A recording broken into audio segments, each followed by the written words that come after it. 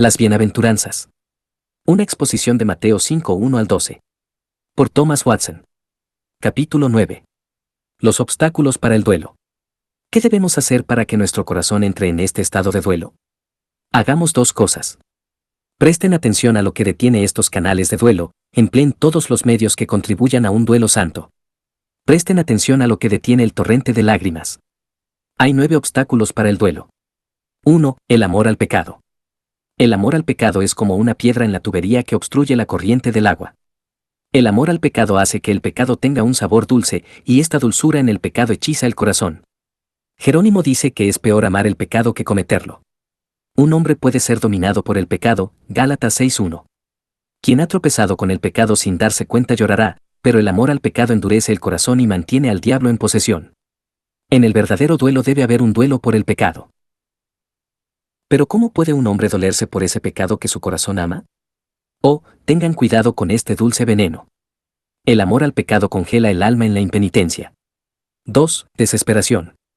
La desesperación ofende a Dios, menosprecia la sangre de Cristo y condena el alma. Dijeron que no hay esperanza, pero andaremos en pos de nuestros propios designios, y cada cual hará lo que su malvado corazón hace, Jeremías 18:12. Este es el lenguaje de la desesperación. Preferiría seguir con mis pecados y ser condenado por algo. La desesperación presenta a Dios ante el alma como un juez revestido con las vestiduras de la venganza, Isaías 59:17. La desesperación de Judas fue, en cierto sentido, peor que su traición. La desesperación destruye el arrepentimiento, pues la base adecuada para el arrepentimiento es la misericordia.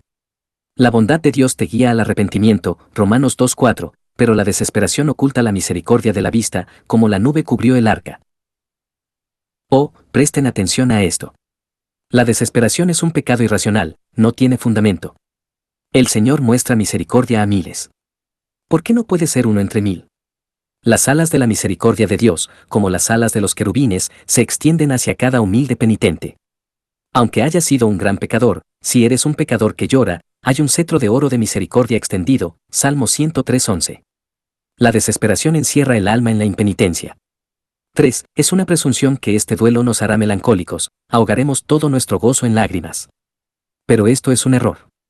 ¿Perder el gozo? Dime, ¿qué gozo puede haber en una condición natural?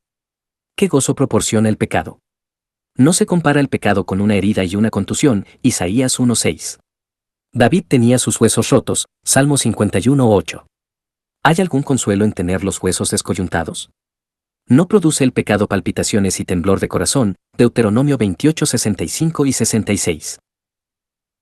¿Es acaso un gozo para alguien ser un Magor Misabib, Jeremías 24, un terror para sí mismo? Sin duda, de la risa del pecador se podría decir, es una locura, Eclesiastés 2:2, mientras que el duelo santo es fuente de alegría.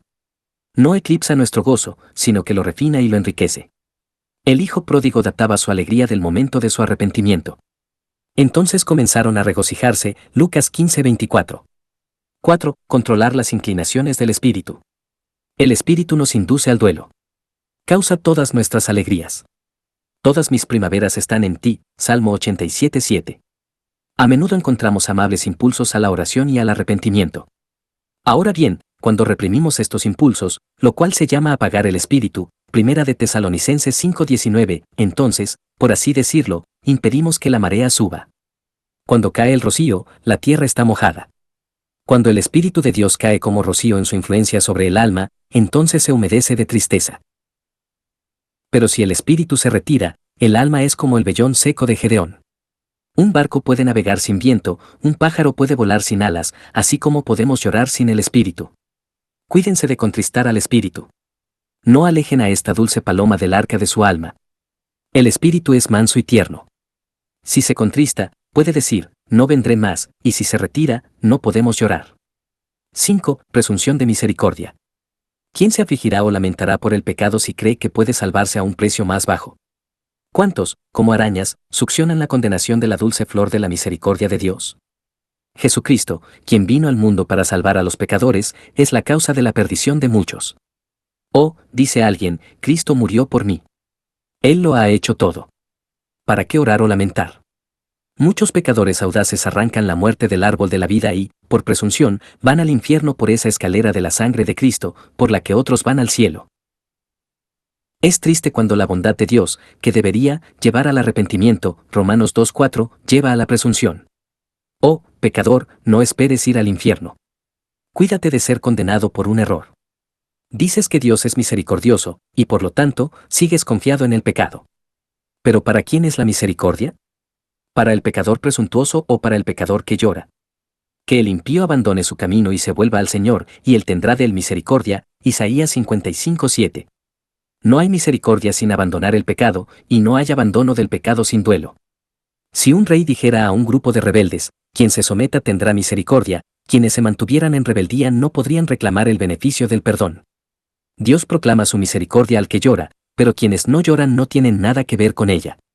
La misericordia de Dios es como el arca, en la que solo los sacerdotes debían intervenir.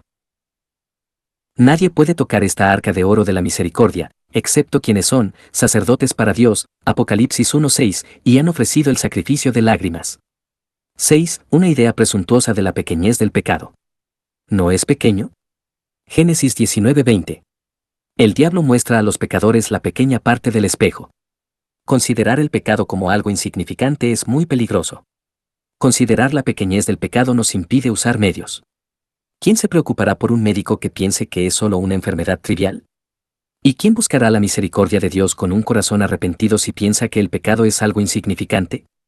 Pero para deshacernos de esta falsa idea del pecado y mirarlo con lágrimas en los ojos, consideremos que el pecado no puede ser insignificante porque va contra la majestad del cielo. No hay traición pequeña, ya que va contra la persona del Rey. Todo pecado es pecaminoso y, por lo tanto, condenable. Una navaja o un estilete causan una herida leve, pero cualquiera de ellos puede matar tanto como un arma mayor. Hay muerte e infierno en cada pecado, Romanos 6:23. ¿Qué le costó a Adán arrancar una manzana? Pero eso le hizo perder su corona. No ocurre con el pecado como con las enfermedades. Algunas son mortales, otras no. El pecado más pequeño sin arrepentimiento será un cerrojo que impedirá el acceso al cielo. Contempla el pecado en el cristal rojo de los sufrimientos de Cristo. El pecado más pequeño costó precio de sangre. ¿Aceptas una perspectiva verdadera del pecado? Ve al Gólgota. Jesucristo estuvo dispuesto a velar su gloria y perder su gozo, y a derramar su alma como ofrenda por el pecado más pequeño. Lee la grandeza de tu pecado en la profundidad de las heridas de Cristo. No permitas que Satanás arroje tal niebla ante tus ojos que no puedas ver el pecado en su justo color. Recuerda, no solo los grandes ríos desembocan en el mar, sino también los pequeños arroyos. No solo los grandes pecados llevan a los hombres al infierno, sino también los menores. 7. Procrastinación, o la opinión de que aún es demasiado pronto para afinar la cuerda penitencial. Cuando la lámpara está casi apagada, las fuerzas agotadas y llega la vejez, entonces llegará el momento de lamentar el pecado, pero aún es demasiado pronto. Para mostrar cuán perniciosa es esta opinión y quitar esta piedra de la boca del pozo, y así extraer las aguas del arrepentimiento, permítanme proponer estas 4 consideraciones serias e importantes. Primero, ¿saben lo que es estar en el estado natural? ¿Y dirán que es demasiado pronto para salir de él? Están bajo la ira de Dios, Juan 3:36, ¿y es demasiado pronto para librarse de esta copa derramada? Están bajo el poder de Satanás, Hechos 26:18, ¿y es demasiado pronto para escapar de los abismos del enemigo? Segundo, los hombres no argumentan así en otros casos. ¿No dicen, es demasiado pronto para ser rico? No pospondrán la adquisición del mundo hasta la vejez. No, aquí aprovechan la primera oportunidad. ¿No es demasiado pronto para ser rico, y es demasiado pronto para ser bueno? ¿No es el arrepentimiento un asunto de suma importancia? ¿No es más necesario que los hombres lamenten sus pecados que aumenten sus bienes? En tercer lugar, el llamado de Dios al duelo busca entretenimiento presente. Si hoy oís su voz, no endurezcáis vuestros corazones, Hebreos 3:7 y 8. Un general que asedia una guarnición la convoca a rendirse en tal día o la asaltará. Tales son los llamados de Dios al arrepentimiento, si hoy oís su voz. Pecadores, cuando Satanás los ha tentado a cometer alguna maldad, no han dicho, es demasiado pronto, Satanás, sino que han aceptado de inmediato su tentación. ¿No han rechazado al diablo, y rechazarán a Dios? En cuarto lugar, es una insensatez postergar el duelo por el pecado, pues cuanto más se postergue el santo duelo, más difícil será el trabajo al llegar a él. Un hueso dislocado es más fácil de enderezar al principio que si se deja que se prolongue. Una enfermedad tratada a tiempo se cura más pronto que si se la deja en paz hasta que llega al paroxismo. Puedes vadear fácilmente las aguas cuando están bajas, si esperas hasta que suban, entonces estarán más allá de tu profundidad. Oh, pecador, cuantas más traiciones cometas, más indignas al cielo contra ti y más difícil será obtener tu perdón. Cuanto más prolongues el tiempo de tu pecado, más te esforzarás por arrepentirte. Posponer el duelo por el pecado es una locura en vista de la incertidumbre de la vida. ¿Cómo sabe el pecador que posterga que llegará a viejo? ¿Qué es tu vida? Es solo un vapor, Santiago 4:14. ¿Cuán pronto puede la enfermedad detenerte y la muerte cortarte la cabeza? ¿Acaso no puede tu sol ponerse al mediodía? Oh, entonces, qué descaro es posponer el duelo por el pecado y hacer un trabajo largo, cuando la muerte está a punto de hacer uno corto. César, postergando la lectura de la carta que le enviaron, fue apuñalado en el Senado. Es una locura dejar todo para el final por la improbabilidad de encontrar misericordia. Aunque Dios te ha dado tiempo para arrepentirte, puede negarte la gracia para hacerlo. Cuando Dios te llama al duelo y eres sordo, cuando pides misericordia, Dios puede enmudecer, Proverbios 1:24 y 28. Piénsalo seriamente. Dios puede tomarse el último momento para juzgarte, porque no te tomaste el primero para arrepentirte. Posponer nuestro solemne acercamiento a Dios hasta la vejez o la enfermedad es una gran imprudencia, porque estos últimos actos de devoción son, en su mayoría, disimulados y falsos. Aunque el verdadero duelo por el pecado nunca es demasiado tarde, el duelo tardío rara vez es verdadero. El arrepentimiento que se deja encanecer rara vez es sincero. Es discutible si estas lágrimas otoñales no se derraman más por miedo al infierno que por amor a Dios. El marinero en medio de una tormenta arroja sus pertenencias por la borda, no sin amarlas, sino por temor a que hundan el barco. Cuando los hombres se ponen a llorar hasta tarde y quieren arrojar sus pecados por la borda, generalmente es solo por temor a hundir el barco y ahogarse en el infierno. Es una gran pregunta si el penitente en su lecho de muerte no llora porque ya no puede guardar sus pecados. Todo esto puede hacer que los hombres se cuiden de arriesgar sus almas a un riesgo tan desesperado como para depositar toda su obra por el cielo en la última hora. 8. Retraso en la ejecución de la justicia. Porque no se ejecuta pronto la sentencia sobre una mala obra, por eso el corazón de los hijos de los hombres está dispuesto a hacer el mal, Eclesiastés 8:11. Dios se abstiene de castigar, por lo tanto, los hombres se abstienen de arrepentirse. Él no les golpea la espalda al corregirlos, por lo tanto, ellos no se golpean el muslo al humillarlos, Jeremías 31:19. El pecador piensa así: Dios me ha perdonado todo este tiempo, ha forjado paciencia hasta convertirla en longanimidad, seguro que no castigará. Dijo en su corazón: Dios ha olvidado, Salmo 10:11. Con infinita paciencia, Dios a veces aplaza sus juicios y pospone las sesiones por un tiempo más. No está dispuesto a castigar, segunda de Pedro 3:9. La abeja, por naturaleza, da miel, pero solo pica cuando se enoja. El Señor quiere que los hombres hagan las paces con Él, Isaías 27:5. Dios no es como un acreedor apresurado que exige la deuda y no da tiempo para el pago. No solo es misericordioso, sino que espera para ser misericordioso, Isaías 30:18, pero Dios, con su paciencia, soborna a los pecadores para que se arrepientan.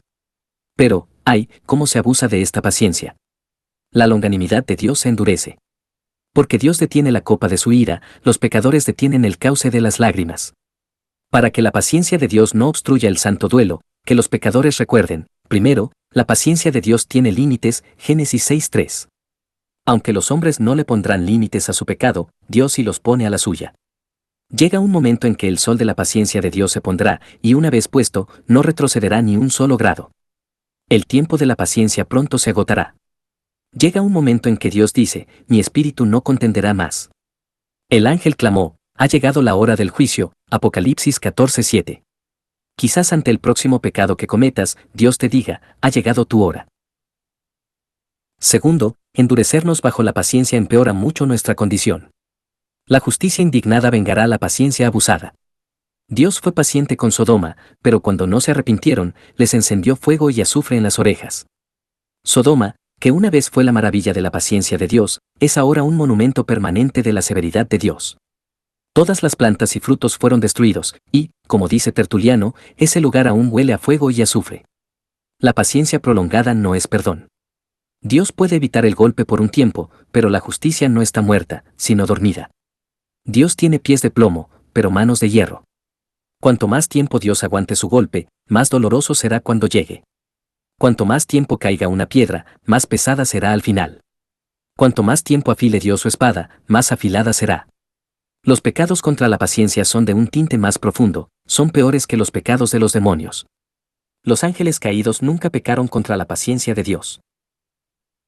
Cuán terrible será su condición, quienes pecan porque Dios es paciente. Por cada migaja de paciencia, Dios pone una gota de ira en su redoma. Cuanto más Dios tolera a un pecador, más intereses pagará en el infierno. 9. Alegría y música.